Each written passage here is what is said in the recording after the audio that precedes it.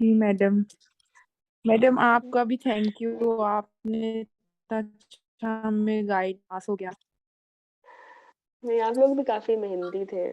और I am amazed कि जैसे ही हमने लाइव सेशन थोड़ा इंट्रोड्यूस किया, शुरू में तो खैर मैं थोड़ा शेकी थी कि तुम लोग कैसे इतने डिटेल्ड सेशन सुनोगे, लेकिन तुम लोगों की हिम्मत है, सुने तुमने। लेकिन मुझे लगा फायदा बहुत हुआ है।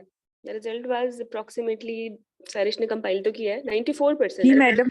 हाँ, 3 बच्चे फेल हुए बाकी सारे तुम लोग पास हो गए हो। 112 मतलब 112 बच्चे पास हुए हैं, तो बड़ा स्कोर है ये। तो गुड, कांग्रेचुलेशन। तो थैंक यू मैडम। जज़ाकल्लाह। तो देखो, जो तुम लोगों ने वो कहता ना हाथी गुजर गया है, वो तुम लोगों का गुजर गया है। ये के जो टोक्स है ना, ये बस अब इसकी पूंछ ही रह गई है। ठीक है, तो इसमें नहीं अब परेशान होना, बड़ा काम था वो हो गया है। अब टोक्स में ये है कि वही थ्योरी वाला जी मैडम। जज़ाकल्लाह। तो अब टोक्स में सिर्फ आपकी जो इम्पोर्टेंट चीज है ना वो ड्रिल्स हैं, और 100% स्टेशन जो होते हैं ना वो परफॉर्मेंस वाले होते हैं, मतलब ड्रिल्स वाले होते हैं, बोलने वाले होते हैं। ऐसा नहीं है कि आपने कहानियां लिखनी है बैठ के। ठीक है, तो जी मैडम। सबसे पहले तो मैं आपको बता दूं कि जस्ट एक मिनट,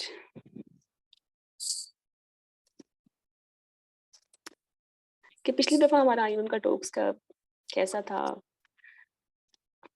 रिजल्ट। तो ये नजर आ रहा है आपको, नहीं आ रहा होगा।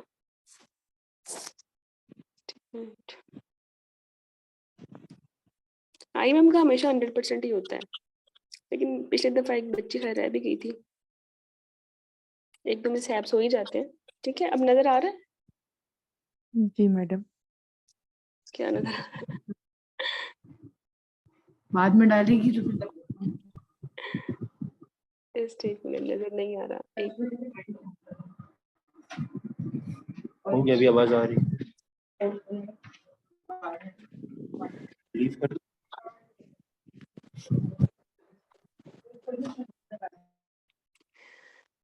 बहुत सारे लोगों ने ना अपनी वीडियो भी ओपन की हुई है, पता नहीं होता ना, तो मैं खुद ही बंद कर रही हूँ। चले, पिछली दफा रिजल्ट हम देख लेते हैं क्या था। सो पिछली दफा का था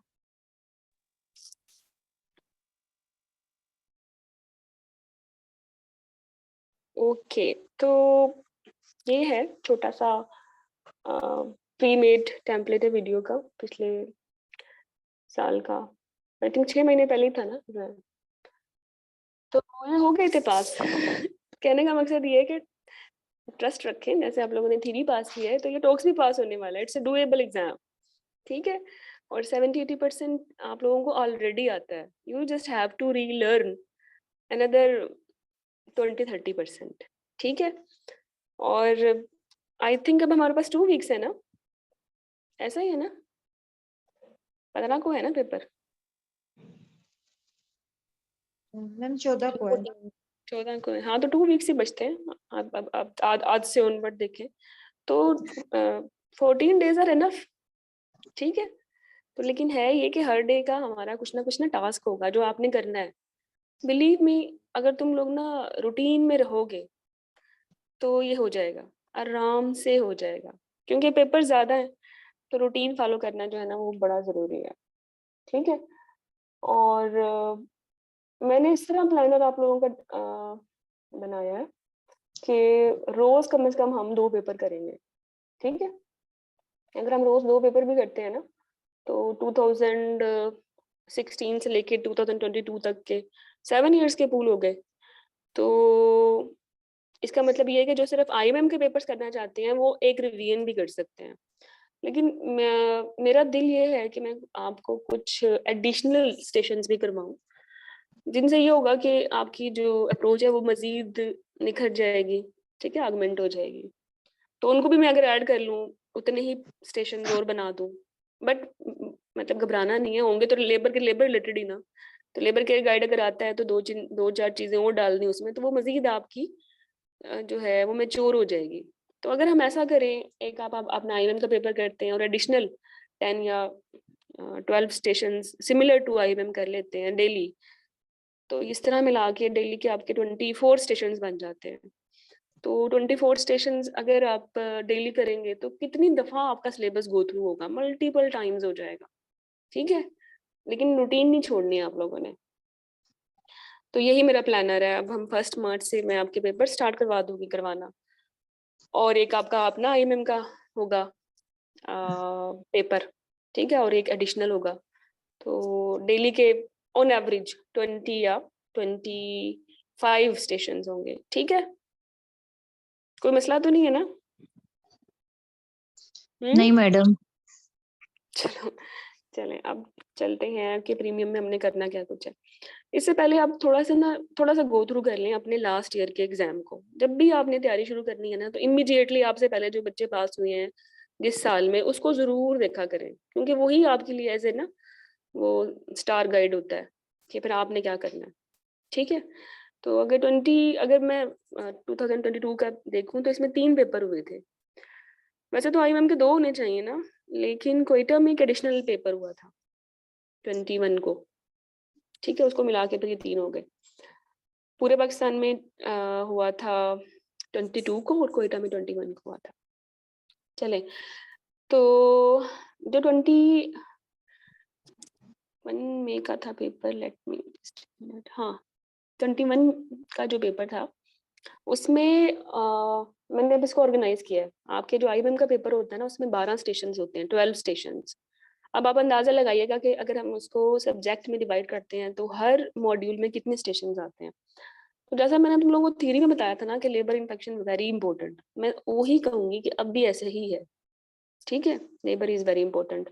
अब ये देखें, लेबर में बिलिंच आया हुआ है, इसमें सिर्फ आपको ये करना था कि you were given a scenario कि पेशेंट है, मल्टी है और PPH के साथ आ गई और बैलून हो गया फेल। अब नेक्स्ट मेथड आप चूज करें, ऑब्वियसली है ना, स्टेप वाइज जाएं तो दिस इज बी लिंच होगा। तो फिर आपने बी लिंच बताया और फिर आपने इसको परफॉर्म करना था, ठीक है। बी लिंच की एक अपनी स्टैंडर्ड ऑपरेटिंग प्रोसीजर है या प्रोटोकॉल है ना, एक गाइड है। तो वही वैसे ही आपने ग्लव्स पहने जैसे लगाना है, प्री रेजिकेट्स क्या है, काउंटर इंडिकेशंस क्या है, बेनिफिट्स क्या है, ठीक है। फेल हो गया तो क्या करना है, कॉम्प्लिकेशन होगी तो क्या करना है, उस पर एग्जामिनर ने क्वेश्चंस पूछने हैं, आपने आंसर कर देना है, ठीक है। करेंगे तो आपको आता आ भी जाएगा, और 80% तो आपको पहले से भी थ्योरी का पता है। लेकिन अब चूंकि परफॉर्म करना ड्रिल है, तो अब हमारा मेन फोकस ये होगा कि निडल कैसे पकड़नी है, कौन सा धागा इस्तेमाल करना है, कहाँ से गुजारना है ना। चलें, दूसरा स्टेशन था लेबर बोर्ड, प्रायोरिटी बोर्ड कहते हैं, लेबर प्रायोरिटी बोर्ड। तो इसमें आपको मिलते हैं ऑन एवरेज 3 से 4 केसेस, समटाइम 4 से 5 भी हो जाते हैं, बट ऑन एवरेज आप 4 ही रखें।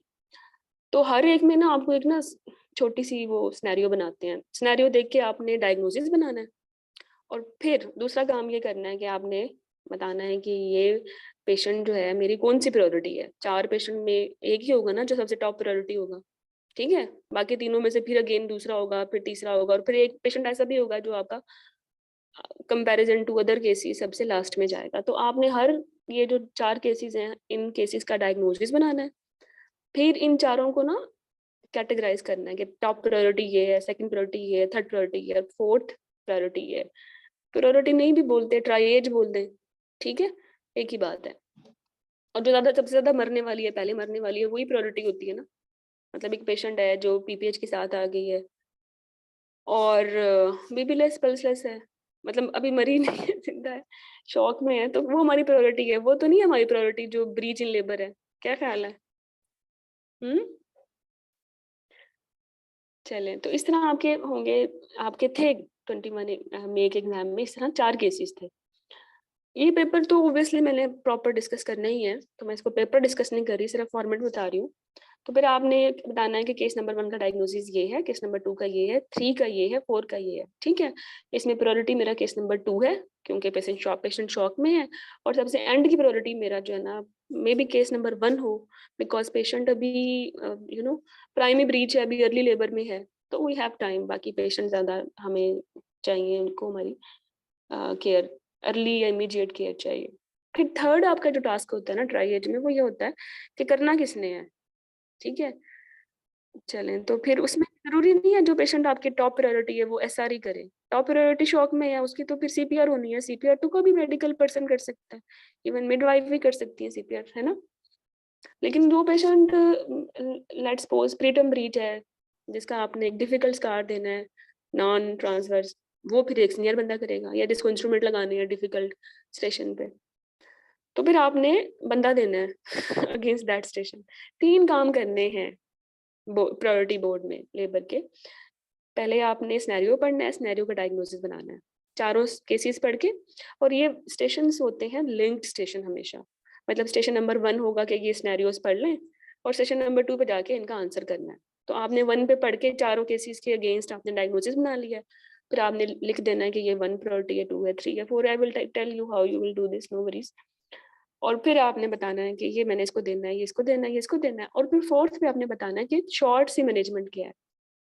ठीक है, जैसे एक पेशेंट है एंटीपार्टम हेमरेज की, प्रीविया की, क्या मैनेजमेंट होगी इसकी, जो ब्लीड करती हुई आई है 35 पे, हैवी ब्लीड है तो ऑब्वियसली इमरजेंसी सिजेरियन सेक्शन है ना। या रप्चर्ड यूट्रस है तो इसकी क्या केयर है, रिससिटेशन है और लेप्रोटमी है और कंसेंट है। ठीक है, ब्लड ट्रांसफ्यूजन की या रिपेयर कर रहे हैं तो बीटीएल की। तो आपने शॉर्ट सी मैनेजमेंट बता देनी है। तो इस तरह के आपके होते हैं प्रायोरिटी बोर्ड। तो थर्ड जो आपका आया था 21 में वो आया था कि how you will interpret the partograph. Partograph देख के पता चल जाता है कि कंट्रैक्शन खराब है या मेकोनियम आया हुआ है ना। वो अपने इंटरप्रेट कर दिया कि इसमें यही मसला है और क्या करना क्या है। समटाइम ये भी होता है कि पार्टोग्राफ की बजाय 3-4 सिटीज पड़ी होती हैं, उनको इंटरप्रेट करना होता है, बट वो भी हो जाता है, वी विल डू दिस। तो चौथा जो आया था 21 में वो था काउंसलिंग करनी है, सिजेरियन हिस्टेरेक्टमी हो गई है इनक्रेटा की वजह से, और ब्लैडर जो था वो भी रिपेयर हो गया, ब्लड भी लग गया। अब आपने उसको बताना है कि फर्दर उसकी लाइफ क्या है, या उसको अगर नहीं पता हिस्टेरेक्टमी हो गई है तो हाउ यू विल काउंसिल कि हिस्टेरेक्टमी क्यों हुई, ठीक है, क्यों जरूरी थी, इसका उसको बेनिफिट क्या हुआ, नुकसान क्या होगा, और अच्छी बात यह है कि ओवरी बच गई है। चले, ये 4 स्टेशन जो थे वो लेबर के हैं। फिर आप आगे देखें और फिर भी अगेन भी ओब्स का ही आ रहा है, मेडिकल और या एंटीनेटल। इसमें क्लेम्शिया का आपने बताना था, प्रोटोकॉल बताना था, लिखना नहीं था। आप में से आई थिंक बच्चे पूछ भी रहे थे क्या करना, लिखना है कि बताना है। फिर आप कोई भी बताना चाहिए what is the difference between protocol and any guideline, वो मैं आगे बताती हूँ। फिर सेकंड स्टेशन जो था मेडिकल डिसऑर्डर में वो ये था कि एनीमिया पे था, बहुत सारी एनीमिया की सीबीसी रिपोर्ट्स थी, आपने इनको इंटरप्रेट करना था। ठीक है, एक में सारे के सारे सेल लाइंस कम थे, वो प्लास्टिक था। एक में एमसीवी बड़ा था, वो मैक्रोसिटिक था। एक में छोटा था और सारे सेल लाइंस कम थी, वो आईडिया था। एक में एमसीवी छोटा था बट एमसीएचसी नॉर्मल था। ठीक है, टारगेट सेल्स थे या फेरेटिन नॉर्मल था, तो दैट वाज थैलेसीमिया। तो आपने उनको इंटरप्रेट करना था कि ये सीबीसी है और ये इनकी है आपकी सीबीसी बेस्ड डायग्नोसिस। ठीक है, डायग्नोस्टिक नहीं, कभी भी नहीं बोलना है इससे, क्योंकि देखें थैलेसीमिया का डायग्नोस्टिक सीबीसी तो नहीं है, वो तो इलेक्ट्रोफोरेसिस होगा तो बोलोगे। तो आपने जैसे ये बोलना था कि सीबीसी बेस्ड डायग्नोसिस ये बनता है। If they can add they can add के चलें ट्रीटमेंट भी बता दे। थैलेसीमिया में ब्लड लगा दिया, ए प्लास्टिक एनीमिया में गाज ढूंढ ली, और उसमें भी सारे फैक्टर्स को रिप्लेस ही करना होता है। आईडीएम में अकॉर्डिंग टू द सेवेरिटी कितना एनीमिया है, ठीक है, ब्लड लगाना है, ओरल देना है, भी देना है। ठीक है, ऐसे आपने कर लिया। और जब भी आपने आईडीए को मैनेज करना है, आयरन डेफिशिएंसी एनीमिया को मैनेज करना है in your exam, in CPS exam, हमेशा 2 बातें करनी है, according to the NICE and according to the SOGP. क्योंकि I don't know what will be the written in your key, मैंने आपको थ्योरी में बताया था, कॉम्प्लिकेट ही नहीं करना है इन चीजों को ना। तो अगर नहीं आपको चॉइस देते हैं तो दिस इज एसओजीपी। अगर आपको चॉइस देते हैं, जैसे कि आपके पास चॉइस होती है, अब तो बोलने की चॉइस है ना, तो फिर आपने अकॉर्डिंग टू द नाइस और अकॉर्डिंग टू द एसओजीपी दोनों बता देना है। क्योंकि नॉन सेवियर एनीमिया की ट्रीटमेंट एसओजीपी की आप सबको पता है कि आईवी है, अकॉर्डिंग टू द एसओजीपी, और according to the NICE it's oral. ठीक है, फेटल मेडिसिन से आया था कि ट्विन डिलीवरी करनी भी है। ठीक है, perform twin delivery where first twin is cephalic and second twin is transverse. तो सेकंड ट्विन्स पे बात होनी थी, फर्स्ट केफालिक तो डिलीवर हो गया। ठीक है, तो फिर सेकंड ट्विन में आपने क्या करना है, क्या ऑप्शंस हैं। When you will choose IPV, when you will choose ECV, आपको थ्योरी में भी पता है, अच्छी बात तो है ना। लेकिन यहाँ अब आपने क्या करना है, मेरी बताने के अलावा, अपना मेथड चूज करने के अलावा आपने ये भी बताना है कि how you will do this. अगर आपने चूज किया IPV because of fetal distress, तो फिर आपने IPV की टेक्निक बतानी है, करके भी दिखाना है, अपने हाथ भी वैसे ही घुमाने हैं, और सेम फॉर ECV। और दूसरा स्टेशन था फीटल मेडिसिन में कि न्यूनेटल रिससिटेशन करनी है। अच्छा, ये जो CPR है ना, ये तो पक्का स्टेशन है, पक्का ठक्का।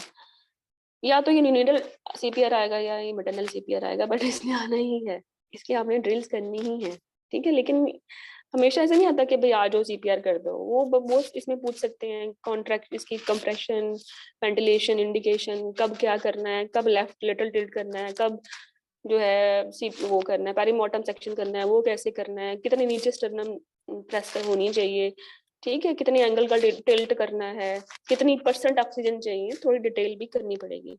मेकोनियम अगेन आप हॉट फेवरेट के, उसकी रिससिटेशन कैसे होगी, और dos and don'ts.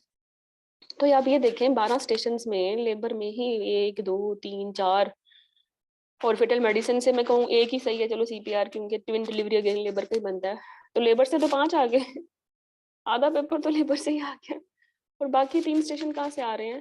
Fetal medicine से, या मेडिकल डिसऑर्डर से, या ANC से, एंटीनेटल केयर से। इसमें अगर डालना हो तो वो एंटीनेटल केयर पाथ में डाल देते हैं, ठीक है। एक पेशेंट आई है बुकिंग पे, तो हाउ यू विल लीड हर, ये भी आए हुए स्टेशन तो मिल जाएंगे आपको। तो OB 70% नहीं हो गया? क्या ख्याल है? सेम पैटर्न नहीं है ना जैसे थ्योरी में था कि 70% OBS के स्टेशन क्वेश्चन आ रहे थे, तो टॉक्स में भी वैसे ही है, 70% आपके स्टेशन फ्रॉम OBS ही आएंगे, और अमंग OBS भी 70% जो है ना वो लेबर से आ रहे हैं, ठीक है। तो 21 मई में अभी 2022 रिसेंट ईयर एग्जाम जो हुआ था IMM का, उसमें ये स्टेशन थे, ठीक है। फिर गायनी में अर्ली प्रेगनेंसी पे एक एक्टोपिक प्रेगनेंसी का सिनेरियो था, उसकी मैनेजमेंट बतानी थी, ठीक है। कब आपने, आप सबको पता है कब व्हेन यू विल चाइल्ड इंजेक्टमी या when you will give me through expectant, that was easy for us and for everyone जिसने थ्योरी पास की है। फिर मोलर की पिक्चर थी, देख के बताना था कि ये क्या है। मोलर में आपको 2 चीज बनती है, या तो आप कहते हो मोलर है, या फिर वो डीजेनरेटेड फाइब्रॉइड होता है, दोनों जैसे लगते हैं। और अगर वो ओवरी पे फोकस करें, या तो फिर वो हाइपर स्टिमुलेटेड ओवरी होती है ना विद मोलर, ठीक है, या फिर वो दूसरा क्या होता है ओवेरियन नियोप्लाज्म, तीसरा PCO बन जाता है। फिर इन तीनों में कैसे डिफरेंशिएट करना है, खैर वो भी बहुत सारे स्टेशंस आएंगे, तो आप इसमें इसको भी मास्टर कर लोगे।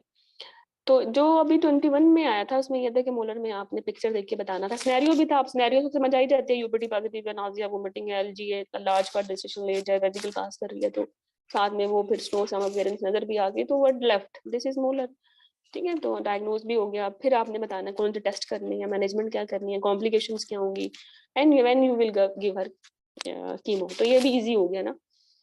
चलें, फिर कॉन्ट्रासेप्शन हमेशा आती है, या तो मरीना या कापटी या टिडेल, ये तीनों घूमते रहते हैं। मैंने सियाना प्रेस कभी देखी नहीं, बट करेंगे उसको भी क्योंकि सिलेबस में है। डंपा का भी देखा नहीं, मतलब डंपा लगा के दिखाओ, ये कभी ड्रिल नहीं आती क्योंकि इंजेक्शन ही लगाना है ना। तो ड्रिल में क्या आएगा, मरीना, जडेल प्लेसमेंट, कापटी, ठीक है। अच्छा, इनके ड्रिल्स तो जैसे मैंने बोला ना CPR में से एक हमेशा आता है, कॉन्ट्रासेप्शन में से भी आप देखेंगे फ्रिक्वेंटली ये आते हैं। तो दो स्टेशन हमें पता ही है जो आने हैं, बाकी फिर 10 ही बचे हैं ना। चलेंगे। और फिर जनरल गायनी से भी HMB का स्टेशन था कि एक 16 ईयर की बच्ची आ गई है, HMB के साथ तो मैनेजमेंट बता दें। अब जब भी एक बच्ची मतलब मेनार्की की एज में आती है हैवी मेशर ब्लीडिंग के साथ, तो I have to include bleeding disorders and immature thalamus, और जो हिस्ट्री आपको पेशेंट दे रही है उसके मुताबिक आपको पता चल जाएगा कि ये ब्लीडिंग डिसऑर्डर है, तो उसका वर्कअप करा लिया, वरना OCPs दे दी है ना, इमेच्योर थैलेमस, तो बस हो गया पेपर है ना। इसमें तुम देखो, अगर तुम लोगों ने अच्छी थ्योरी की हुई है तो गायनी भी होगी तुम लोगों की, ठीक है। ये एक्टोपिक भी हो गया, मोलर भी हो गया, मरीना की ड्रिल्स करनी है, परफॉर्म करनी है, स्टेप्स होते हैं पूरे, व्हेन यू विल स्टेरिलाइजेशन कैसे करनी है, पैकेज में एक्सपायरी डेट दिखनी है, पेशेंट में प्री रेजुकेट मीट करते हैं, पेशेंट काउंसिल ले रही, उसको इस प्रोसीजर की जो है रिप्लेसमेंट भी ऑफर हुई है नहीं हुई, फिर वापस कब आना है, कॉम्प्लिकेशन, ये सब चीजें है। ये थोड़ा डिफरेंट है आपकी थ्योरी से। तो हमने क्या करना है, फोकस ड्रिल्स पे ज्यादा करना है। मैंने तुम लोगों को ड्रिल का एक वो भी दिया है ना, चेकलिस्ट गायनी ओब्स की, देखिए तुम लोगों ने, ज़ारा, इकरा, मानूम, विदा, सबा, ज़ारा, असलम, नहीं मैडम अभी नहीं देखी, वो लेबर के कुछ उसमें पार्ट्स देखे हैं, अच्छा अभी ठीक पूरा है, नहीं देख सके। ठीक है, कोई बात नहीं। तुम लोगों को ये था ना कि वो हमारा ओरिएंटेशन सेशन नहीं हुआ, जी कैसे जी। एग्जाम होता है, तो आज की ये जो थोड़ी छोटी सी एक्टिविटी है वो इसी पे ही है। तो मैंने सोचा फिर ओरिएंटेशन से सबसे अच्छी बात ये पेपर ही डिस्कस कर लें पिछले साल में क्यों से आए थे, तो वो सबसे अच्छा हो जाएगा कि पेपर होता है कैसे है। सही बात है मैडम, वो अजीब ही, समझ ही नहीं आती क्या आना है, हमने हाँ क्या तो करना है। तो ये ऐसे ही है, देख लिया आप, लेबर ड्रिल्स हैं या कॉन्ट्रासेप्शन ड्रिल्स हैं, बाकी थ्योरी है सारी। ठीक है। मैडम ये सारा बोलना है कि कोई लिखने वाला भी आ नो जाता नो है? नो, सारा बोलना है, हम्म। सारा बोलना है अभी तक जो जैसे आपके आप वो लेटेस्ट पेपर है। एनीमिया वाला स्टेशंस बता रही थी कि ये था, तो वो उसमें हमने कोई शीट पे लिखना तो नहीं था नो ये नो, एनीमिया है, ये नहीं वो नहीं, बस बताना ही था हमने? सबसे पहले आपने देखा सीबीसी का, मैंने तुम लोगों को लाइव सेशन तुम्हें याद है थ्योरी का, उसमें तुम लोगों को जी मैंने बताया मैडम। था।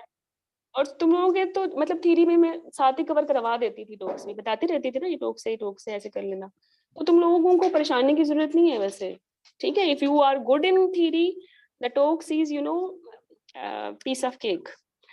आपने जो आपकी जो ज्यादा फोकस होना चाहिए अब आपका बोलने पे, काउंसलिंग पे, परफॉर्म करने पे होना चाहिए, एफर्ट इस पे करनी है।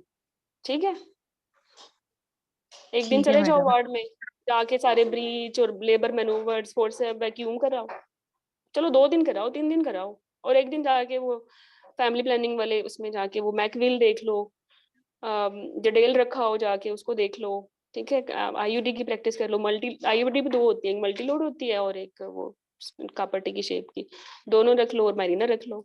ठीक है, तो मतलब hardly you have to go 1 2 और 3 days टू योर वार्ड्स, हमेशा अपने वार्ड में जाया करें। स्किल्स के लिए कभी भी गुड चॉइस नहीं होती कि you should join any course, क्योंकि कोर्स ज्वाइन करते हैं उसमें इतने सारे लोग होते हैं, आपको तो टाइम ही नहीं मिलता है ना आपस में बैठ के, क्योंकि आपने तो सेल्फ टाइम देना होता है ना। और लाइव सेशन जो होते हैं उसमें तो हम वो में तो और भी कंप्रोमाइज हो जाते हैं। कैसे कोई बताया आपको मैट्रेस सूचर कैसे लगाना है, वो तो आपको जी वीडियोस मिल मैडम। जाएंगी, आप देख रहे हो, फिर आप पे है ना ये कि आपने वो एपिसेट जो मैं आप लोगों को अक्सर कहती हूँ, कहूंगी भी जब हम करेंगे सर्जरी की ड्रिल्स, कि आप खरीदें और घर में बैठ के आपने ये नोट्स की प्रैक्टिस करनी है। ठीक है, तो ये जो टॉक्स हैं फॉर आईएमएम, फॉर आईएमएम इसलिए कह रही हूँ कि एफसीपीएस में काफी हद तक लाइव सेशंस कवर करते हैं, क्योंकि वो काफी कंसेप्चुअल होते हैं ना, क्योंकि वो शॉर्ट केसेस हो गए, लॉन्ग केसेस हो गए। बट आईएमएम में तो आप ये देखें ना, ज्यादातर तो ड्रिल्स हैं, तो ड्रिल्स कौन करेगा? आप ही ने करनी है ना, और काउंसलिंग जी कौन मैडम। करेगा? आप ही ने करनी है। तो what a good course can provide you, good templates and past paper keys and tips and tricks, यही कर सकते हैं ना हम लोग। ठीक है, लेकिन फिर भी जो मेन रिस्पॉन्सिबिलिटी है वो कैंडिडेट की है। आई will send you good videos, जैसे मैंने आपके लेबर की कंपाइल करके सारी दे दी है, ओसीस रिपेयर, ब्रीच और ओपी और पता नहीं कितने कुछ, और आई नो कि मुझे ये लेबर कंपाइल करने में कितना टाइम लगा है, लेकिन हो गया। और अब आपने उसको जो है 2-3 दिन देने हैं और इंशाल्लाह हो जाएगा। और यू विल सी, 2015 से हम पेपर स्टार्ट करेंगे, यू विल सी कि वही स्टेशन हैं, हर दूसरे पेपर में आया हुआ है फोर्सेप लगा दो, वैक्यूम लगा दो, हर दूसरे पेपर में लिखा हुआ है ओपी डिलीवर कर दो, ब्रीच डिलीवर कर दो। ठीक है, तो फ्रीक्वेंटली ये रिपीट भी होंगे। अब डेली अगर हम 25 स्टेशन करते हैं तो उसका मतलब ये नहीं है कि वो 25 स्टेशन नए स्टेशन हैं, उसमें से दूसरे दिन आधे रिपीट हो रहे होंगे, तीसरे दिन वो 2/3 रिपीट हो रहा होगा, और चौथे दिन तुम कहोगे तो यार हम तो पक गए हैं ये रिपीट कर करके, ये तो वही आ रहा है वही आ रहा है। तो बेसिकली पेपर रिपीट ही होता है। ठीक है, अभी आपने फीडबैक भी देखे होंगे, शुरू में चलाए थे, तो वही कैंडिडेट जो पिछले दफा पास हुए वो यही कह रहे थे सारा पास पेपर से था। ठीक है, तो पास पेपर्स के लिए भी 2 चॉइसेस हैं। इनसाइटोस की वॉल्यूम 2 तो प्योरली पास पेपर बेस्ड बुक है। द प्रॉब्लम इज दैट कि उसमें कीज नहीं है कुछ स्टेशन के, उसके लिए आपको वॉल्यूम 1 लेनी पड़ती है। ठीक है, तो अगर वॉल्यूम 1 ले लें तो आपको की इजी मिल जाती है, लेकिन ढूंढना कि किधर है, कौन से मॉड्यूल में है, टाइम टेकिंग है। और दूसरा, कोई भी बुक जो होती है उससे नहीं आप क्लिनिकल एग्जाम पास करते, बिकॉज आपका तो clinical exam clinical practice based है और ड्रिल्स बेस्ड है ना। तो फिर भी बात घूम फिर के वहीं आ जाती है कि आपकी ज्यादातर ये पर्सनल रिस्पॉन्सिबिलिटी है, जितनी आप प्रैक्टिस करोगे उतना आप अच्छा ये पास करोगे, और ये हो भी जाता है। फिर आपने बहुत कम लोग आईएमएम के बुक्स में रहते हैं। तो इट डजंट मीन कि मतलब कोर्स ज्वाइन किया है तो वो 100% पास हो गए। हम लोग बगैर कोर्स के भी तो पास हुए, मैं खुद उन दिनों कौन से होते थे। तो कोर्स आपको फैसिलिटेट करते हैं, आपको आपकी जिंदगी आसान करते हैं, ठीक है। एक अच्छा कोर्स जो है वो एक बिजी कैंडिडेट को एग्जाम फोकस्ड वे में तैयारी कराता है। इस चीज का अंदाजा आपको हो गया होगा विद मैड होम्स। जी मैडम। Yes madam. चलें 22 मई में क्या हुआ था फिर? 22 में भी यही हुआ था जो 21 में हुआ था। लेबर में फिर डिस्टोर्शिया आया हुआ है। Protocol writing of PPH due to uterine atony. अब मुझे इस पे तहफ्फुज है। एक पेशेंट एक ने कहा मैडम राइट करना था और दूसरे ने बोला नहीं मैडम बताना था। मैक्सिमम ने मुझे बोला है बताना ही था, ठीक है। तो इस पे ना जाना राइटिंग पे। 100% शुरू में जब सीपीएस ने बोला है कि ये ओरल एग्जाम है तो ये ओरल ही होगा, why they will say writing. I am not convinced. But अगर आ भी जाए चलो एक आधा केस रिटर्न वाला तो कोई मसला नहीं, लिख दे। When command is clear follow this. तीसरा फिर लेबर बोर्ड है, जैसे मैंने आपको बोला ट्राई एज बोर्ड है, ठीक है। फिर अच्छा ये 3 और 4 स्टेशन ना लेबर बोर्ड है। मतलब तीसरे पे आपने वो बैठ के पढ़ना है ना, ये केस है, ये डायग्नोसिस है, ये मेरी प्रायोरिटी है और ये मेरी मैनेजमेंट है। और फिर दूसरे लिंक स्टेशन पे बोलना है कि क्या से करना है। 1 में आपने खुद प्लान करना है। No examiner will be there. 4th में फिर एग्जामिनर होगा, फिर आप बता दोगे कि यही मेरे प्रायोरिटी है, डायग्नोसिस है और मैनेजमेंट है। और 5वां था सीटीजीज थी, सीटीजी को इंटरप्रेट करना था। और अब देखो ना एक सीटीजी बता रही है कि सिनेरियो बता रहा है कि प्रीवियस कार है और एकदम से डिसेलरेशन आ रही है और फिर ब्रैडिकार्डिया हो गया, तो क्या है ये? What is this? रप्चर ना, प्रीवियस कार रप्चर। तो फिर क्या करना है, लेप्रोटमी या रिपेयर? तो बस आपने सीटीजी पढ़नी है, बताना है कि इसमें क्या लिखा हुआ है, ठीक है, और उसको फिर मैनेज करना है। और सीटीजी भी एक बहुत अच्छा मतलब इसका एक प्रायोरिटी है ना, वही डॉक्टर ब्रावर्डो वाली के अपने पहले सिनेरियो पढ़ के देखना है कि हाई रिस्क है, लो रिस्क है, फिर बेस लाइन, फिर एक्सेलरेशन, डिसलेशन एंड वेरिएबिलिटी। हर पॉइंट पे कमेंट कर दिया। फिर आपने फीचर्स को देख के बता दिया कि कैटेगरी 1 है, 2 है, 3 है, suspicious, pathologically abnormal, and we know के what we should do in normal, what we should do in pathological and what we should do in abnormal. लेकिन इसको दोबारा अच्छे से रिवाइज करेंगे। और आपने सीटीजी जिस एग्जाम पे जिस एग्जाम में की थी ना वो थी दिसंबर से पहले वाली सीटीजी की गाइडलाइन। तो आपने उसी पे ही देना है टॉक्स, नहीं करनी दिसंबर में जो आ गई है, ठीक है। जो थ्योरी में की थी उसी वही ना इसकी सीटीजी चलेगी। अच्छा फिर आ जाए छठे पे, एपिजियोटमी थी जी बेटे।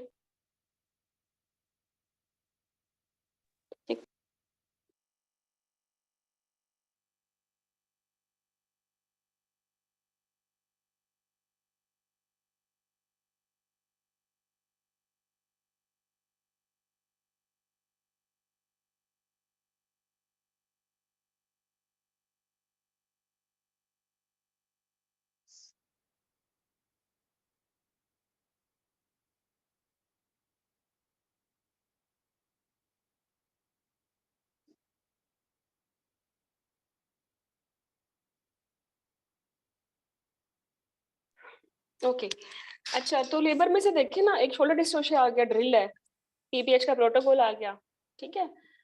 और उन्होंने स्पेसिफिक किया एटोनी का। अगर मैं कहूँ कि प्रीविया की पीपीएच है, फिर क्या होगा, प्रोटोकॉल डिफरेंट होगा ना, पता है ना। खैर करेंगे इसको। अच्छा फिर लेबर बोर्ड आ गया, फिर सिटीजीज आ गई, फिर एपी आ गया। तो ये 6 स्टेशन आ गए लेबर से। आधा तो पेपर लेबर से नहीं आ गया। फिर आ गया मेडिकल डिसऑर्डर 16 वीक्स पे, प्रीवियस कार में आईओडी हो गया, हाउ टू टर्मिनेट।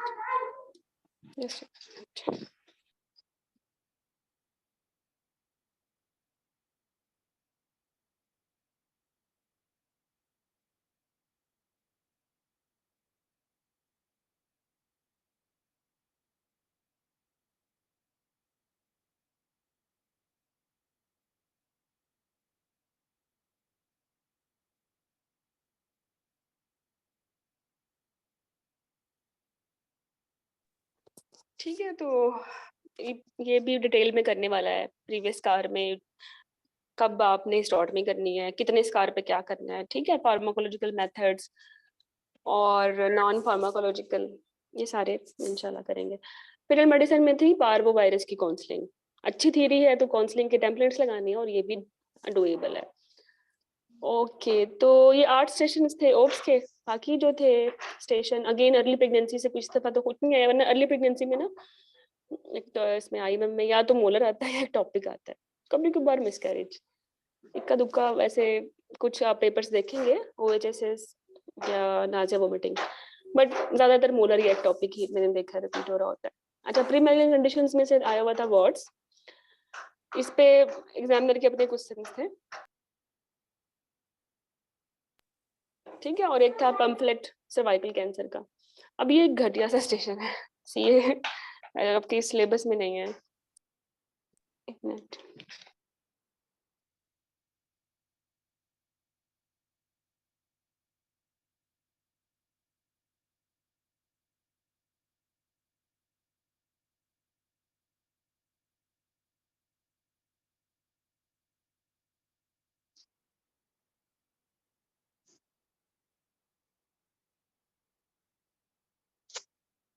लेकिन ना ये आप देखें, उन्होंने ये नहीं कहा कि लिखना है पंफलेट, पंफलेट तो मिल गया था, अब पंफलेट को आपने क्रिटिकली अप्रेस करना था, इसमें अच्छी बुरी बातें क्या हैं, ठीक है, तो ये भी डुएबल है। आपको पंफलेट के कंपोनेंट्स पे जाना है, सर्वाइकल कैंसर के उस पे नहीं जाना कि इसकी वो डिटेल में डिस्कस करना है, क्योंकि आपको पता है सर्वाइकल सीए की एक प्री मैलिग्नेंट फेज है सिन, और वो आपके सिलेबस का हिस्सा है, ठीक है। तो जिन्होंने सर्वाइकल सीए देख के ये सेशन नहीं किया, पर उनका ही खराब हुआ है ना, जिन्होंने अपनी स्टैंडर्ड अप्रोच रखी कि पंफलेट पे ही आपने इसको बज़वर्ड लेना है, देन इट्स ओके, डुएबल।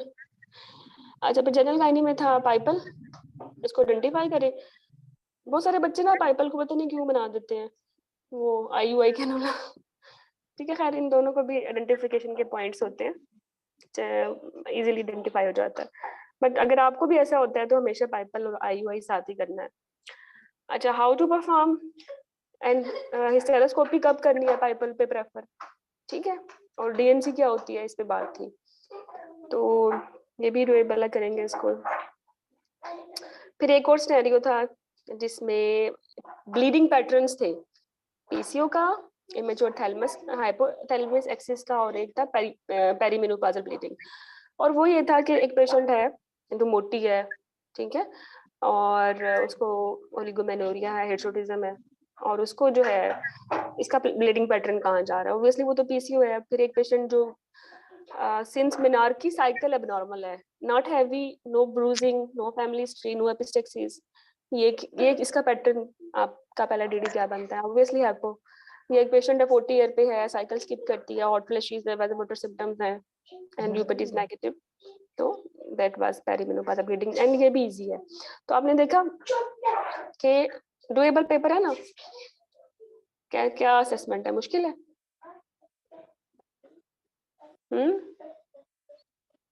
दिख रहा नहीं, बताओ ना, डिस्कस करो, मुझे शायद इजी लग रहा हो, मे बी टेल मी, क्योंकि अभी तो हमने पेपर स्टार्ट करने हैं ना, देन आई विल, मैं उसी शुरू से फोकस करूंगी जहाँ तुम लोगों को डिफिकल्टी होती है।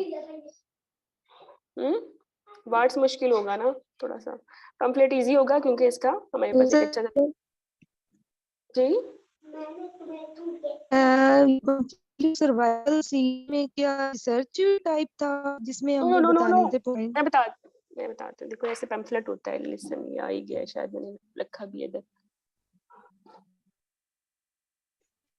ये देखिए, ये ब्रेन साइड उसकी वॉल्यूम 1 में है इनिमोनिक, कि जब भी आपने किसी पैम्फलेट को देखना है, आपने एज सून एज पॉसिबल सैड को देखना है। ए से मुराद ये कि पैम्फलेट में एम इज क्लियर, पैम्फलेट कहते हैं मालूमाती किताबचा, उस वो था सर्वाइकल कैंसर पे, उस पे लिखा हुआ था कि फैलता है STD से, एक वायरस से, HPV से, ये जसूमा है, ठीक है, इस तरह की बातें लिखी हुई थी सारी उर्दू में। लेट्स सी, फिर उसमें उसका जो है, सबसे पहले अगर हमने किसी की अच्छी या बुरी बातें पैम्फलेट के देखनी होती है ना, तो हमने ये देखना है एम इज क्लियर, ऐसे मतलब सोर्स क्या है, किसने दी है ये सर्वाइकल कैंसर की, फिगो ने दी है, JTG ने दी है, किसी ऑन्कोलॉजिकल डिपार्टमेंट से आई है, क्लियर है या नहीं, या एक्यूरेट कितनी है ये, ऑब्वियसली सोर्स बताएगा कितना, जितना भी अच्छा सोर्स है उतना वो एक्यूरेट है। फिर प्रेजेंटेशन कैसी है, पढ़ने लायक है, बहुत मुश्किल मेडिकल लैंग्वेज है, क्योंकि मालूमाती किताबचा पम्फलेट फॉर पेशेंट होता है, डॉक्टर के लिए तो नहीं होता ना। ठीक है, तो अगर ये पेशेंट के लिए है तो it should be in simple language. If it is really for doctor then it's okay, medical languages can be used, but really pamphlet का जो मकसद है वो पेशेंट ही है। पेशेंट लीफलेट इंफॉर्मेशन भी बोलते हैं इसको, PIL या व्हाटएवर। तो इसमें पिक्चर्स हैं तो बड़ा अच्छा है, पेशेंट को देखना आसान हो जाता है। ठीक है, कलर्स होते हैं वो भी अच्छा लगता है। या इसमें क्वेश्चन आंसर फॉर्मेट पे जो भी मालूमाती किताबचा या पम्फलेट क्वेश्चन आंसर फॉर्मेट पे होता है वो अच्छा होता है। उससे आप में क्यूरोसिटी डेवलप होती है। वैसे सिंपल सा लिखा हुआ हो तो फिर नहीं समझ आती। तो प्रेजेंटेशन को कमेंट करने के लिए आपके पास 4 टूल्स हैं। फिर अगेन साइज कितना, इतना बड़ा पम्फलेट है आप रख ही नहीं सकते, छोटा सा पढ़ नहीं सकते। ठीक है, ऑथर कौन है इसका, अगेन आप सोर्स एक्यूरेसी के साथ इसको कोरिलेट करें। डेट कब है, इतना बहुत पुराना तो नहीं है। सर्वाइकल कैंसर 2021 में चेंज हुआ है, अब वो आपको मैं कहूँ 2010 वाला, तो फिर ये तो एप्लीकेबल नहीं है, ये तो नहीं देना चाहिए ना। फिर कॉन्टेक्ट डिटेल्स, अगर हमें मजीद जानना है इसके बारे में, कोई है इसका ऑनलाइन वर्जन, तो ये बातें आपने हमेशा देखनी होती हैं। और कुछ नहीं नहीं कुछ मैडम, ये ये तो सीनियर बता रहे थे कि ये इंग्लिश में ही आया हुआ था, ये उर्दू राइटिंग में नहीं था। अच्छा लिसन, ये अगर रिसर्च इंग्लिश टाइप लिखा हुआ था। वो पूछ रहे थे कि इसमें बताएं इसमें क्या चीज कम है। मैं आ रही हूँ इस टॉपिक पे। देखो, सबसे पहले तो आपने इसी को देखना है एज सोन एज पॉसिबल पे। ये किसी भी पैम्फलेट के लिए है। It can be on HIV, on contraception, on diabetes, on diet, anything. अगर आपको कुछ भी नहीं आता ना, तो this is the basic template for any pamphlet. Aim, source, accuracy, presentation, size, author, date, contact details, online version. लेकिन ऐसा करने से तुम लोगों को 8 में से कितने नंबर मिलेंगे? 4। पास फिर भी नहीं हो रहे। then you must know जी जी। something on that particular topic।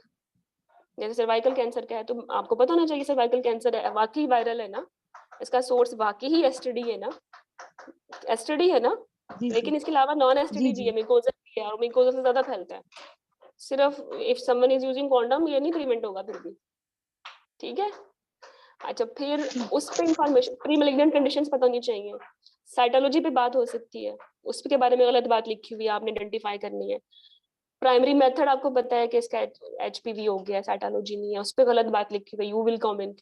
ये जो टॉप रिलेटेड इंफॉर्मेशन है इसमें भी मसला है, वो करेक्ट कर दें तो दो नंबर मजीद मिल गए, 6 नंबर मिल गए, पास हो गए। ठीक है, लेकिन as soon as possible is journal.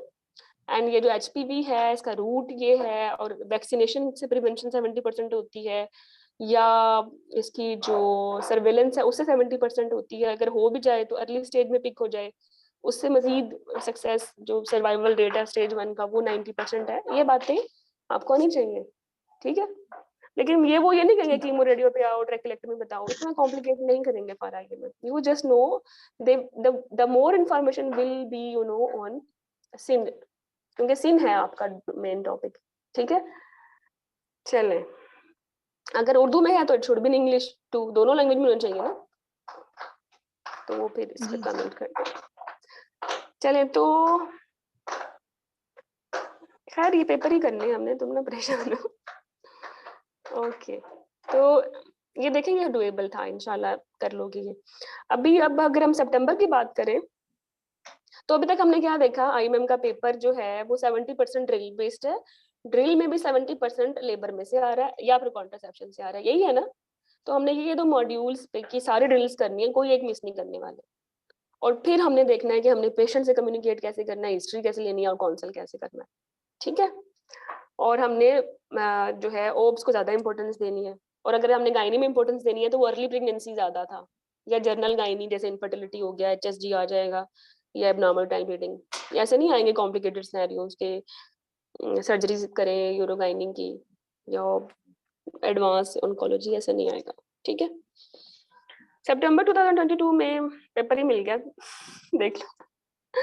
चलो, प्रोटोकॉल ऑफ एक्लेम्पशिया था। एग्जामिनर के क्वेश्चन ये थे कि कैसे एक्लेम्पशिया के पेशेंट का अगर आप एग्जामिनेशन करते हो तो क्या फाइंडिंग्स आएंगी? BP ज्यादा होगा, रिफ्लेक्सेस ज्यादा होंगे ना, कॉन्शियस नहीं होगी, फिट्स पड़ रहे होंगे, स्वेलिंग होगी, एडिमा होगा, पल्मोनरी एडिमा के लिए क्रेप्ट्स मिल जाएंगे, है ना, एब्डोमिनल वाला एडिमा होगा, IUD मिल सकती है, IUGR, बहुत सारी चीजें जो भी जितना आप कहें उतना, जितना आपके पास टाइम है। अच्छा, फिर इसके बाद आपने क्या लेने हैं। अब देखें प्रोटोकॉल ऑफ द क्लेम्शिया, प्रोटोकॉल क्या होता है, जैसे 1 मिनट, ये भी क्वेश्चन था तुम लोगों का। प्रोटोकॉल और गाइडलाइन में जो फर्क है, मेन फर्क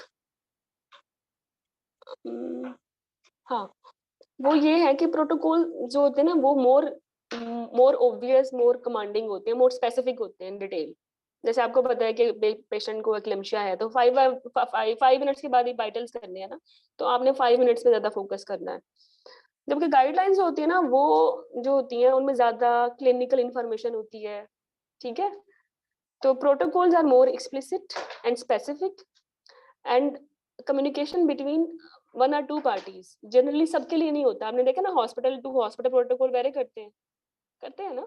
हम अक्सर कहते हैं हमारा प्रोटोकॉल ये है, आपका प्रोटोकॉल क्या है, बट गाइडलाइन तो सबके लिए एक है, स्टैंडर्ड इज सबके लिए एक है, ठीक है। तो प्रोटोकॉल ज्यादा स्ट्रेट फॉरवर्ड है और ये डिजाइन होता है for a specific population and ये जरूरी नहीं है कि सबके लिए यूनिवर्सल हो, बट जो स्टैंडर्ड गाइडलाइन है वो सबके लिए सेम है, ठीक है। और इसमें ज्यादा प्रिंसिपल्स होते हैं as compared to direct action. Protocol में डायरेक्ट एक्शन पे ज्यादा कमेंट होता है और इसके अलावा प्रोटोकॉल्स की एक स्टैंडर्ड फॉर्मेट है बताने का, ठीक है। जैसे प्रोटोकॉल राइटिंग पे ना जाएं, प्रोटोकॉल कंपोनेंट्स में जाएं। किसी बताने का ये है कि डेट मेंशन है, डेट बताएं कि ड्यूरेशन किसके लिए है, कहाँ से मेरा ये रेफरेंस है, पॉलिसी क्या है, इसमें हमने लेना हमारा आउटकम क्या है, इसकी ट्रायल कौन सा, जैसे क्लेम्शिया में बात करें तो मैगपाई ट्रायल पे बात हो सकती है। ये एग्जामिनर के क्वेश्चंस होंगे, आपने नहीं खुद से इनवाइट करने क्वेश्चन, ठीक है।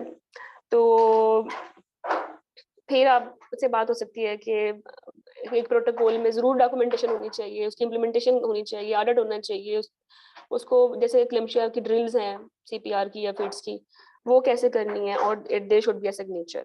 तो ये प्रोटोकॉल की स्टैंडर्ड कंपोनेंट्स हैं, ठीक है। यूजुअली जब आप आईएमएम में आता था ये, जब 100% एग्जाम ओरल नहीं था तो ये एज ए रिटन फॉर्म आता था, तो जब ये लिखना होता था तब ये बड़ा स्पेसिफिक था कि अपर लाइंस में डेट ड्यूरेशन, किसके लिए ये प्रोटोकॉल बनाया है, नर्सिस के लिए या डॉक्टर्स के लिए या स्पेशलिस्ट के लिए, इसका हमारा रेफरेंस क्या है, नाइस है, जीटीजी है। दरमियान में वो आपने डायरेक्ट लिख दिया कि ये एक्शन करना है, क्लेम्शिया का लेट सपोज आ गया या ब्लड ट्रांसफ्यूजन का आ गया, कब देनी है कब नहीं देनी, कब रिएक्शन हो जाए तो क्या करना है, उसके बाद क्या हमारी पॉलिसीज हैं। और फिर थर्ड पे आपने अपना साइन कर दिए और आपने कहा कि मैं इसको रिव्यू करूंगी 6 महीने बाद और मैं जो है इसका ऑडिट करूंगी 6 महीने बाद और इसकी मल्टीपल ड्रिल्स होंगी, सब इसमें पार्टिसिपेट करेंगे और ये मेरे साइन, ठीक है। बोलते हुए इन बातों का जरूर ख्याल रखिएगा। अगर आपसे कोई कहे कि प्रोटोकॉल का क्या डिफरेंस है, गाइडलाइन का क्या डिफरेंस है, ये याद हो प्रोटोकॉल में डायरेक्ट एक्शंस पे एम्फसाइज करना है, ठीक है। तो ये एक प्रोटोकॉल एक डॉक्यूमेंट होता है ना, तो डॉक्यूमेंट में पे ख्याल रखें कि डेट क्या है, किसके लिए है, कहाँ से आया है, ठीक है, ऑडिट कौन करेगा, दैट्स ऑल।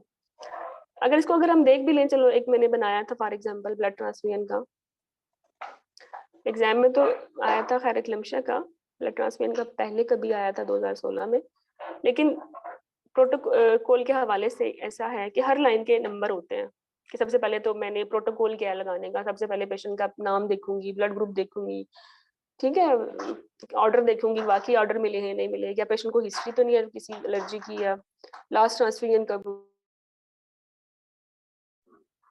कंसेंट देखूंगी भी सही, दोबारा भी लूंगी, ठीक है, रीजंस भी देखूंगी दोबारा, प्रोसीजर पेशेंट को भी बताऊंगी, कॉम्प्लिकेशन भी बताऊंगी और अपना स्टेरिलाइजेशन प्रोटोकॉल भी लगाऊंगी। और आईवी के लिए ये मेरी डायरेक्ट मेरी रिकमेंडेशन, मेरी सिलेक्शन है कैनुला की, और बैग भी देखूंगी और लेबल भी देखूंगी और क्रॉस मैच की इंफॉर्मेशन भी लूंगी, नेम देखूंगी, आईडी नंबर देखूंगी, एक्सपायरी डेट देखूंगी, ठीक है, और फिर विजुअल इंस्पेक्शन भी करूंगी क्योंकि क्लॉट्स तो नहीं बना हुआ, खराब तो नहीं है।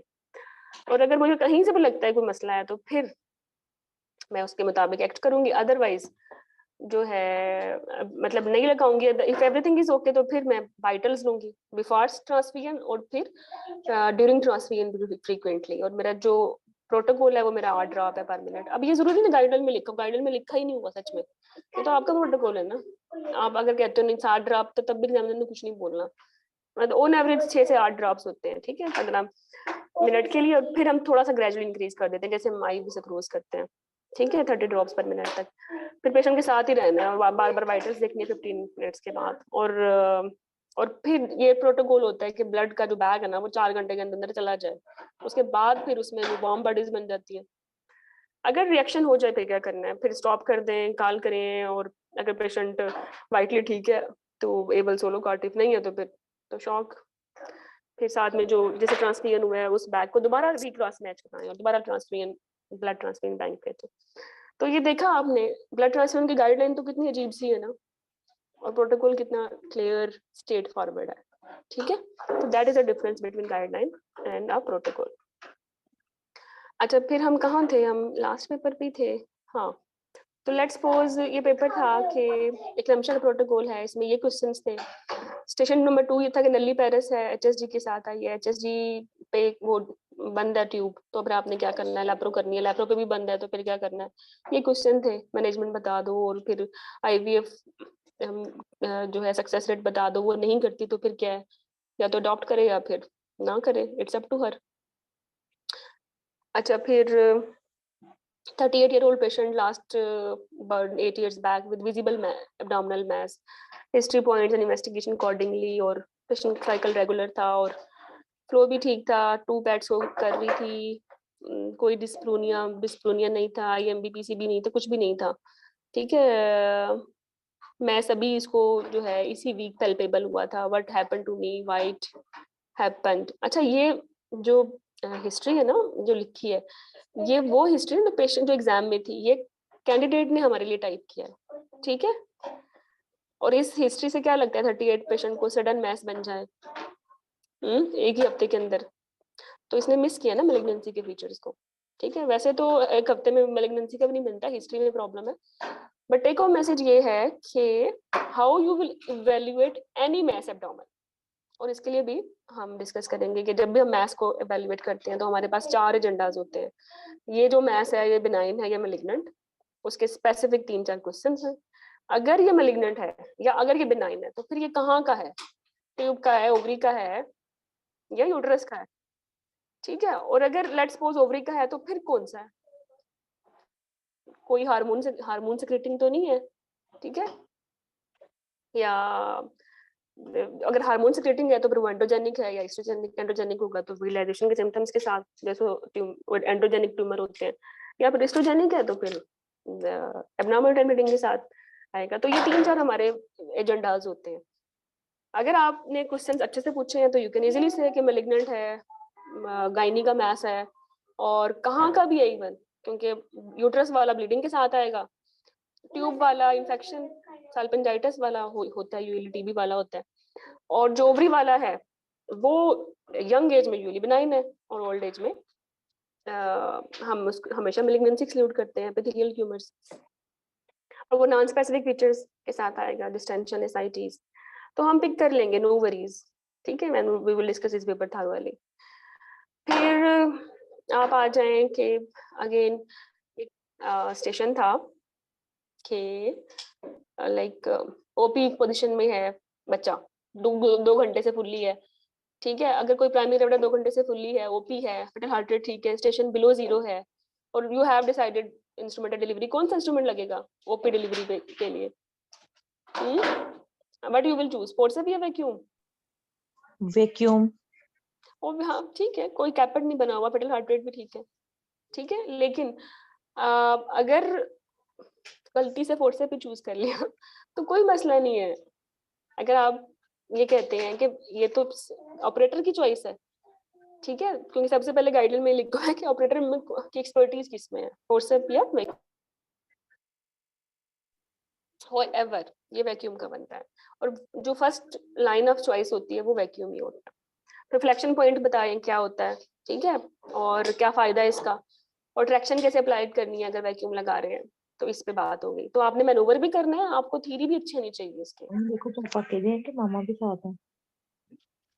अच्छा फिर सेशन 5 था कि 12 वीक्स पे आ गई है, termination of pregnancy failed, surgical evacuation is planned, patient wants long term contraception, not willing for IUCD, or cannot afford unwanted pregnancy, select best contraception method from the choice given in front of you, Implanon, OCP, injections, Marina was not there, daily पढ़ा था। तो फिर जडेल ही लगाना था। जडेल के लिए site थी, best time of insertion after birth and procedure की डिमॉन्स्ट्रेशन करनी थी और पोस्ट प्रोसीजर काउंसलिंग करनी थी।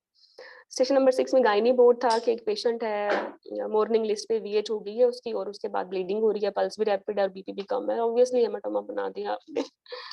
और फिर अगर सेम पेशेंट TH के बाद आए तो फिर क्या करना है, जो कि जिसकी प्रोजेक्टाइल वॉमिटिंग है, डिस्टेंशन है, बट BP सही है, पल्स ठीक थी, 120 नहीं थी। तो ये था किसका, कौन सा केस है, ये बताए, कौन बताएगा? पोस्ट ऑप पेशेंट का पेट फूल जाए, क्या होता है उसको? BP वाइटल सब कुछ ठीक हो, हल्का फुल्का पेन हो, क्या लगाते हो? पैरालिटिक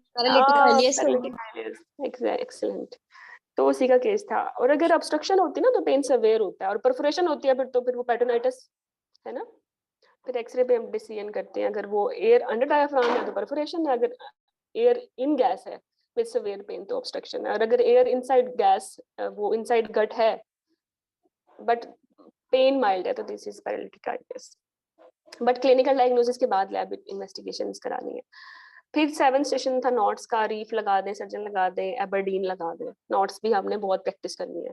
आपका एक मॉड्यूल मेरे साथ सर्जिकल भी है जिसमें how you will repair bladder, ureter तो खैर नहीं कभी आया, नहीं करेंगे ना डरो, ब्लैडर आया हुआ है काफी दफा, ब्लैडर और ये नॉट्स और वो बैलून टेम्पो नॉट, कंडोम ये कैथेटर। नोट हम हाँ किस ये तरह हाँ घर में प्रैक्टिस करें?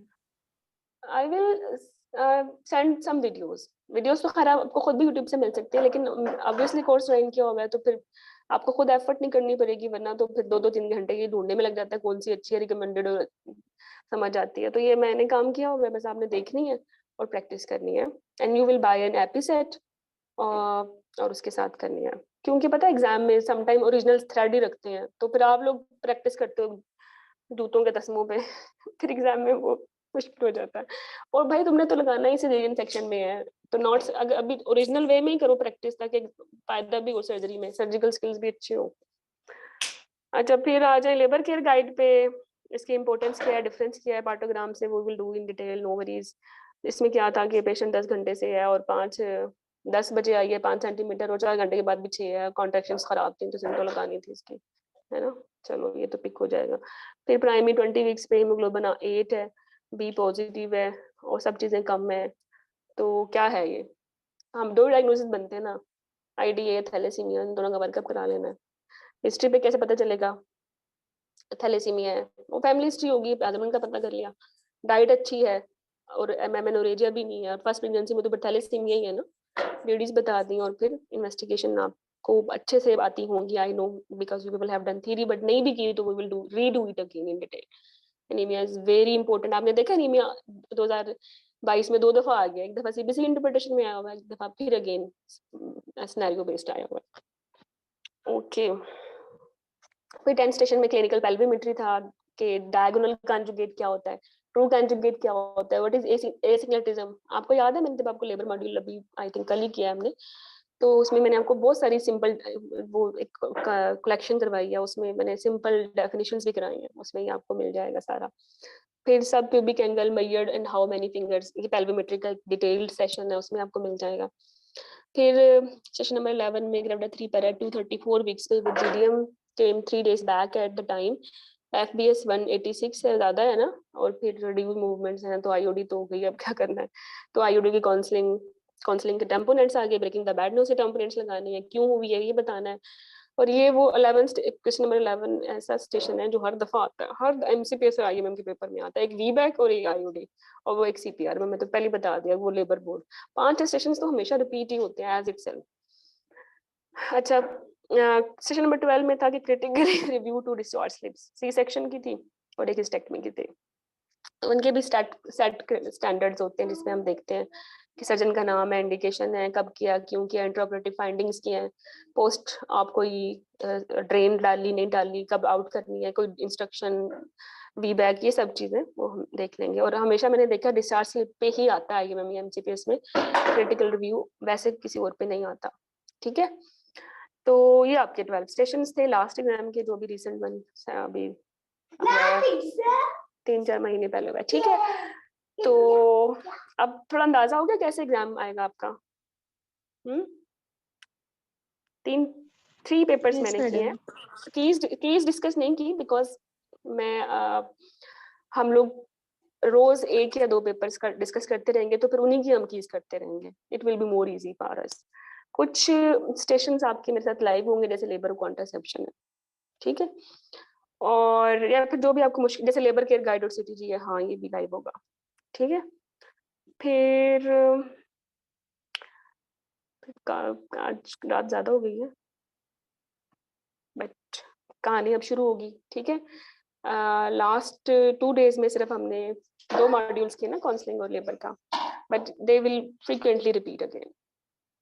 और अब हम पेपर स्टार्ट कर देंगे। तो जो कैंडिडेट्स अब हमें ज्वाइन कर रहे हैं for premium course for IIM talks preparation for 14 मार्च, तो उनको फीचर्स ये हैं कि इंटरेक्टिव सेशंस हैं सीटीजी पे, पार्टोग्राफ तो नहीं, लेबर के गाइड करने चाहिए, यूरोगाइनी के ग्राफ्स हैं वो सिंपल से हैं वो भी करेंगे, HSG पे डोपलर ग्रोथ स्कैन इंटरप्रिटेशन पे, ठीक है। फिर 7 ईयर पूल आ जाएगा।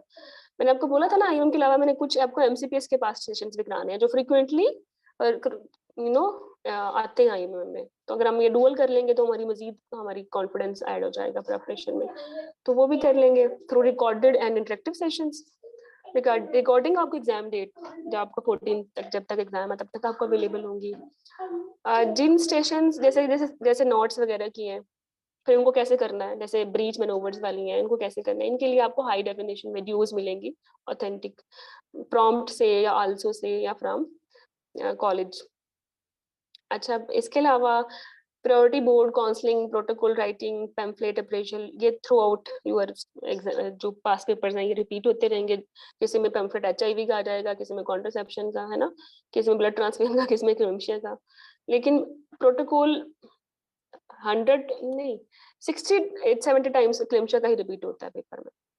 ये मजे की बात है, पता नहीं क्यों, मतलब प्रोटोकॉल जब भी आता है ना क्लेम्शिया के साथ ही आता है या कभी कभार ब्लड ट्रांसफ्यूजन के साथ। तो खैर मुझे तो काफी अर्सा हो गया तुम लोगों के टॉक्स कराते कराते, तो इसलिए मुझे ये पक्के गए हैं सेशंस, तुम लोगों के लिए तो नहीं होंगे। फिर इसके अलावा आपका टेलीग्राम पे सुपरवाइज ग्रुप है। आपका फर्स्ट बैच 22 से स्टार्ट हुआ है ना, अब सेकंड बैच हमारा 1 मार्च से स्टार्ट होगा। जो ज्वाइन करना चाहते हैं we can join us. 100% approximately हमेशा IIM का रिजल्ट होता है और इंशाल्लाह आपका भी होगा। If you want to join us, आपने तो खैर ज्वाइन किया हुआ है, कोई और में ज्वाइन करना चाहता है तो 0301484369 पे कर ले, क्योंकि रिकॉर्डिंग फिर शायद मैं पब्लिक कर दूं तो फिर उनके लिए वो मैं अच्छी तरह ट्रैक कर लेंगे इस कॉन्टेक्ट नंबर से, ठीक है। तो आपको आज का सेशन इसलिए लिया कि तब थोड़ा सा आइडिया हो जाए कि एग्जाम कैसे डिजाइन होता है, कौन से मॉड्यूल्स इम्पोर्टेंट हैं, मैडम ये ठीक है। सेशन हमें कब तक मिल जाएगा? ये वाला सेशन जी मैडम। अभी तो खैर मैं सोने वाली हूँ, बच्चों को सुलाती हूँ, सुबह कर दूंगी अपलोड, है प्लीज सुबह। सुबह फर्स्ट टाइम कर हाँ दीजिएगा। हाँ ओके सुबह अर्ली मॉर्निंग, ठीक है। Any other question? अब तो डर ही लग रहा है ना IIM के टॉक से। नहीं डरना, ठीक है, करना है, डरना नहीं है। लग रहा है मैडम। नहीं अरे बिल्कुल नहीं, मैं कह रही हूँ ना, तीसरे दिन तुम कहोगे ये सारे सेशन रिपीट हुए जा रहे हैं। शुरू के 3 दिन तुम्हें लगेंगे कि ये पेपर नया है, फिर नहीं लगने वाला, ठीक है। ठीक है madam. Okay, all the best, अल्लाह हाफिज। अल्लाह अच्छा हाफिज मैंने मैडम। मैंने ना ऑलरेडी ग्रुप बना दिए हैं, ये मैंने शायद दिखाना था IP, ये हाँ, दिस वन इज योर, नजर क्यों नहीं आ रहा? अच्छा मैम एक चीज प्लीज बता दें, हमने मरियम इब्राहिम पढ़नी है या वो जो ऑस्की वाली आपकी छोटी बुक है वो वाली पढ़नी है? अच्छा वैसे तो इनसाइट उसकी वॉल्यूम 1 मेरी अपनी ही बुक है और मुझे बाय डिफॉल्ट उसको रिकमेंड करना चाहिए, लेकिन 14 दिन में वो मोटी बुक है, होगी नहीं तुम लोगों से सारी, ठीक है। या तो उसके जो लेबर वाला मॉड्यूल है, कॉन्ट्रासेप्शन वाला मॉड्यूल है वो कर लें, बाकी छोड़ दें, बाकी सारा मरियम इब्राहिम से कर लें, ठीक है। ठीक है मैडम। या जो वॉल्यूम 2 है ना, इनसाइट उसकी वॉल्यूम 2, वो तो पास पेपर है, वो तो करना ही करना तुम लोगों ने ना, तो उसकी कीज के लिए लेबर और कॉन्ट्रासेप्शन जो उसका वॉल्यूम 1 है उससे कर लें, या उससे भी नहीं करना चाहते तो ओनली मरियम इब्राहिम कर लें, इनफ। ठीक है मैडम। ओके, तो तो ये आप लोगों का जो है सेपरेट ग्रुप होगा आईएमएम के पेपर्स के लिए, ठीक है। इसमें मैंने सारे पेपर्स लगाए हुए हैं शुरू से लेकर एंड तक। एक एक स्टेशन को सेपरेटली डिस्कस भी किया होगा और उसमें आपके इंटरेक्टिव सेशंस भी आते रहेंगे, ठीक है। 2016 से स्टार्ट होंगे ये। फिर 2016 के आ जाएंगे, फिर 2017 के आ जाएंगे, फिर 18 के आ सारे जाएंगे। सॉल्व पेपर्स होंगे? हाँ सॉल्व होंगे, नो वरीज।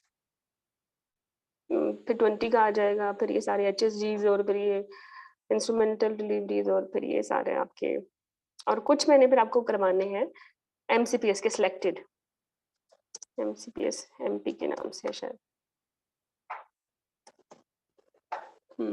ठीक है। तो इससे भी आपको बहुत अच्छा लगेगा कि वो स्टेशंस थोड़े से और अंदाज में और अच्छे अंदाज में, मे बी एक दो बातें हमेशा नहीं ऐड हो जाती है ना, स्टेशन तो इंस्ट्रूमेंटेड डिलीवरी का होता है, but they can add any other question, तो वो फिर आपका इस तरह इनसे सॉल्व हो जाएगा। तो यू विल सी, देखो मेरी बात सुनो, 2015 से 23 तक बस 7 पेपर्स हो गए ना आईएमएम के और MCPS के, 14 पेपर हो गए। 14 फिर हर साल में एक पेपर 2 दफा हुआ है, फिर कितने पेपर हो गए? 28 पेपर हो गए या 30 पेपर हो गए, कभी कभार 3 भी आ जाते हैं, और 30 पेपर्स हैं और हर पेपर में 12 स्टेशन हैं। आप तुम हिसाब लगाओ कितने स्टेशन हैं, कितने हो गए? 300। तो 300 तो टॉपिक्स नहीं है तुम्हारे सिलेबस के, 100 तो टॉपिक्स हैं। तो it's mean they are frequently you are revising them. ठीक है, चलो बस एक काम मैं तुम लोगों को कहूंगी, रूटीन पकड़नी है, ठीक है। रूटीन में रहना है। एक जिस दिन भी आप मिस करोगे फिर अगले दिन वो कंपाइल हो जाएगा। और खुद से ना करें, जैसे करवा रही हूँ वैसे ही करें। खुद से करोगे तो फिर खुद तो समझ नहीं आएगी, पेपर पहली दफा दे रहे हो, फिर कोई कुछ कहेगा ये बुक भी कर लो, वो बुक भी कर लो, फिर कितनी किताबें तुम कर सकते हो? पॉसिबल ही नहीं है 14 दिन में करना। फिर एग्जाम फोकस वे में करो ना कि एग्जाम पास हो, ठीक है। ओके, मैम इतने टाइम में पास हो जाएगा ना? हाँ ना, money back guarantee if you are following the routine. हाँ इंशाल्लाह, नो वरीज, घबराना नहीं है, ठीक है। जैसे तुम लोग घबरा रहे थे थ्योरी में, हो गया ना? जी मैम। हाँ, तो थ्योरी ज्यादा मुश्किल होता है मुझे करवाना, टॉक्स इज क्वाइट इजी, ठीक। इंशाल्लाह, ठीक है। ओके, अल्लाह हाफिज।